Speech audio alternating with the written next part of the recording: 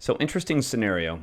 Tell me how I went from renting through Expedia.com a 2023 Hyundai i30 to actually walking away from the rental car company with a brand new 2023 BMW X2 with only 8 miles on it for no extra cost. I'm going to tell you how I did that.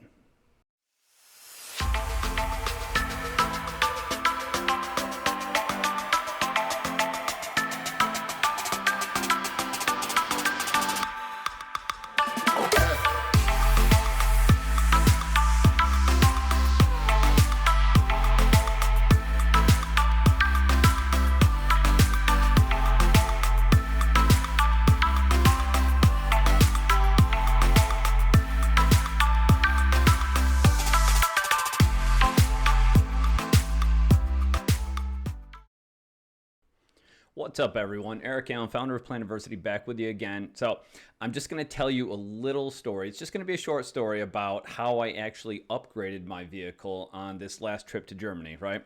Now, I didn't go in there with any kind of points. I didn't go in there with any kind of privileges. Yes, I do have a corporate account, but it had nothing to do with that. As a matter of fact, I just showed you that I had actually booked a cheaper vehicle. Well, I didn't show you the confirmation of the email or anything or the confirmation through Expedia, but I definitely booked just a Hyundai. And why? Because, we're getting into the high travel season. For some reason this year, some of the travel companies decided, like American Airlines, they decided that they're going to lump the month of May in with the high season. So now you have May, June, and July as being the high seasons. Even the portion of August is going to be part of the high season, but they're lumping this in.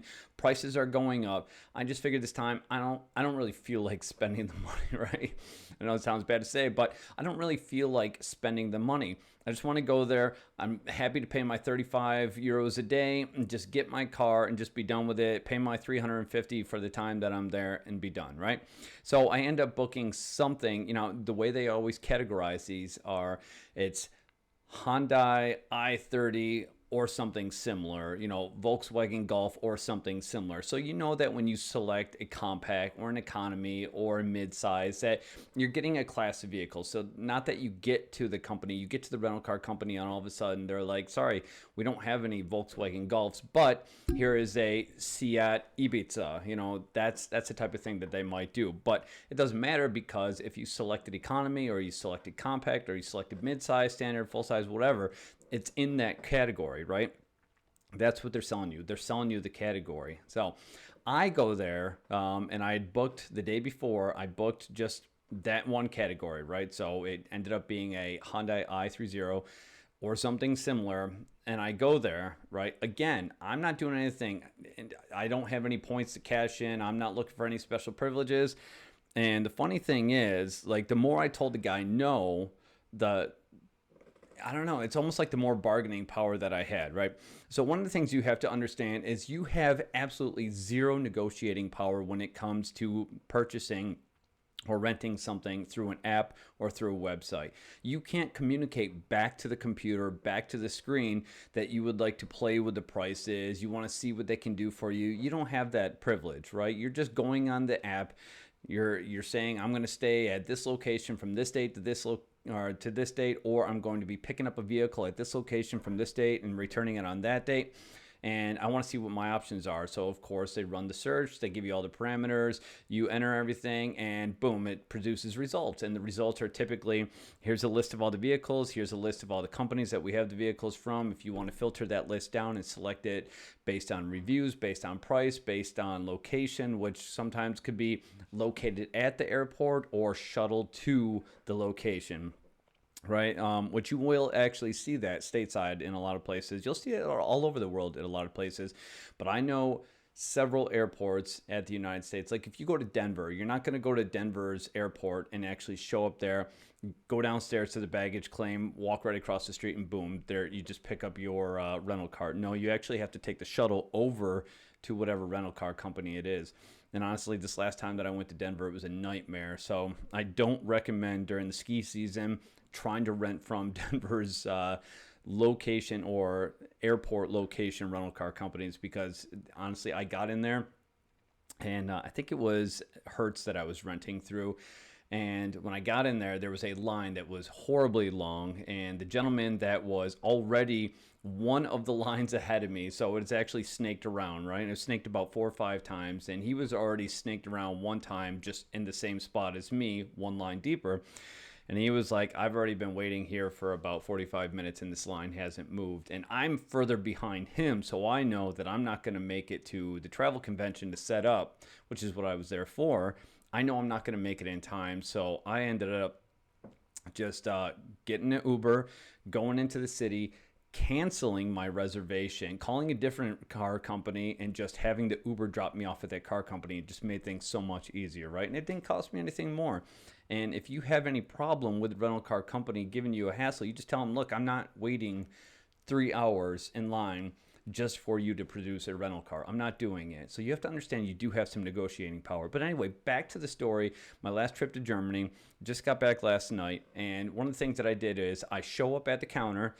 The guy just runs through everything. You know, I give him my IDs. He runs it. And then he says, okay, this is the type of car that we have for you. And just like every time, they're salespeople, right? They're salespeople. So they're trying to give you a vehicle that's more expensive. You know, if you go to a rental car company, it's highly unlikely today. It's just like flying on American Airlines, Delta. They have to give you the pitch. They have to interrupt you at some point to start pitching the credit card and doing all this. But no, I get there and he starts going through these vehicles. We have this, we can offer you this, we can offer you this. And I said, well, I'm not interested in any of those. I don't really want to spend any more money than today. And he was like, okay, what about this vehicle? And, you know, he was going through all these vehicles that, and I would even ask him, like, so what does that cost extra a day? And he's like, this one's about 30 extra per day.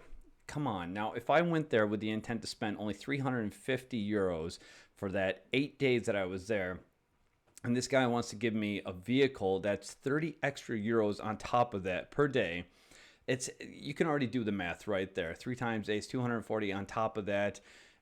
It's way outside the parameters of what I wanted to spend, right?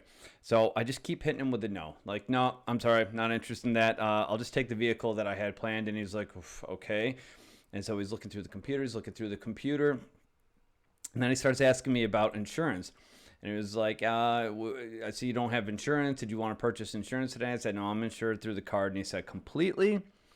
I said, look, I know that it doesn't cover the liability and it covers full collision, which is something that everyone needs to be aware of. So I do advise you. We'll actually have a video on that. We'll produce a video on that. But I did tell him, like, no, you know, I get it. I'm not covered for the liability, but I do have insurance for the full collision, and then I'm insured through my insurance agency for everything else.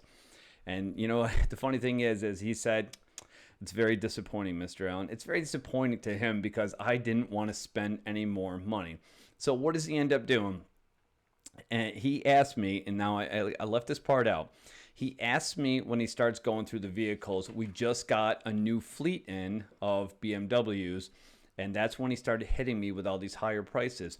So right there in that moment, I could have said, cool, yeah, a BMW X2, absolutely, I'll take that. And then he would have tagged on that 30 euros per day extra charge.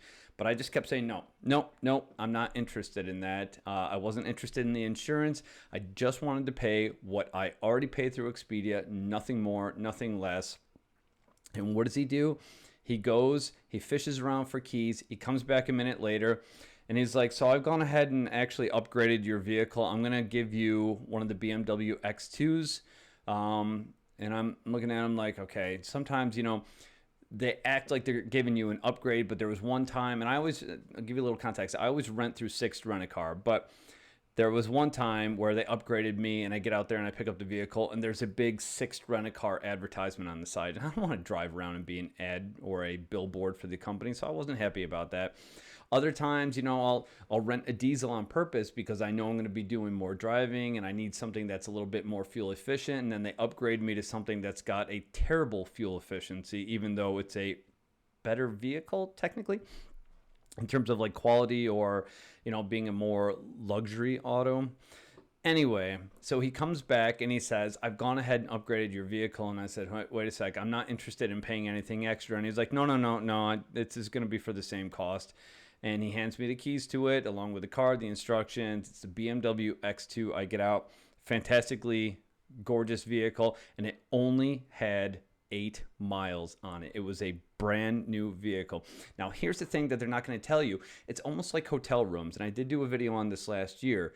Hotel rooms they're not making any money off of hotel rooms that are just sitting there empty. So you have some negotiating power, more than you would think. And it's the same thing with rental cars. They have to move the fleet. Cars that just sit there begin to rust. Cars that just sit there have problems. I'm a helicopter pilot in the military, and what do we do? We fly the aircraft, because aircraft that sit start to develop problems. And that's the way it is with a lot of machinery. When you don't use it, it just starts to break down. So that's the same thing. They want to get these vehicles out there. They want to start using them. They want to get them on the road. They even don't mind getting a few miles on them, right? Because they need to keep replenishing the fleet. They need to move everything through as a cycle. They need to get these things from start until the point where they actually sell them off or auction them off and bring in a brand new fleet. So everything's got to move like clockwork. So if you go in there, just remember, you don't have to pay anything extra. Now, there's no guarantee you're always going to get an upgrade, but what I usually do is I'll tell them, if they try to pitch me something, I'll say, look, if you want to give that to me at the same price, that's great. And that's the only time I'll do it. But otherwise, I don't want to pay extra. If I say, my budget for a rental car while I'm here is 500 euros or $500, that's what I'm going to pay. And if they want to upgrade me, a lot of times they might just upgrade me because they need to get these vehicles moving. They need to get people in the seats. They need to work through the cycle. Okay, it's the same way with hotel rooms. It's the same way with a lot of things. You have to understand that you have a lot more bargaining power than you would actually think that you do. Most people are just content to give them what they're looking for or pay. So you can see right there, I get upgraded to something that could have easily cost me 240 extra euros if I would have just said yes 2 minutes before, but I kept hitting him with no's, and he upgrades me regardless. So yeah, you got to kind of think this is like a game to them, and the more you play the system, it almost feels like it's a game to you, and it's not a game, but at the same time, it kind of is learning how to play by their rules or their playbook. If you understand the things that you can get away with, there's still integrity in the process. You're not cheating them. You're not, costing them anything more. You're not cheating them out of money. They're still making their profit, right? They know how they're going to run their system. They already know, just like hotels know how much of a discount they're allowed to give before they start losing their net profit, right? So you need to understand that you have bargaining power. So what I would recommend is next time you go to a rental car company, book what you're going to book. If you want to just book an economy because it's 35 a day versus a luxury vehicle that's 60 a day, wait until you get face-to-face with the individual to see what they can actually do for you. Because if you sit there and try to negotiate with a computer, you're not going to negotiate with a computer. You're not going to negotiate with an app. But getting face-to-face with somebody, you could actually say, hey, look, I'm actually going to be doing a little bit more driving, and I'm going to have, my 2 kids with me, my 1 child with me, a few extra bags with me, whatever. And just ask them, do you mind upgrading me to a different vehicle, or a one size higher or one size larger, or a luxury vehicle for the same price?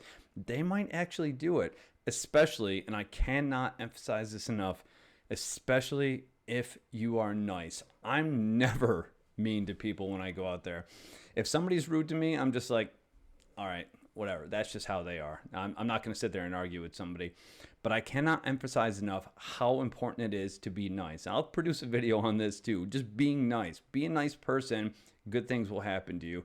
If you're rude, if you're pushy, if you're bossy, if you're complaining, that is just incentive to them to not help you out. And honestly, if I'm in their shoes, I probably would be less motivated to help people out too. So just keep that in mind. Your negotiating power is face to face, and you're always going to have the option to upgrade at, it might not be for free, but at a lesser cost when you can actually get face to face and talk to the person. They have leeway. They have the option to be able to work with you on prices. So just use it. Exercise it. Exercise their playbook. Play by their game, and you'll find yourself actually rewarded. I hope this helps. Please let me know if you have any questions. As always, safe travels. Talk to you later.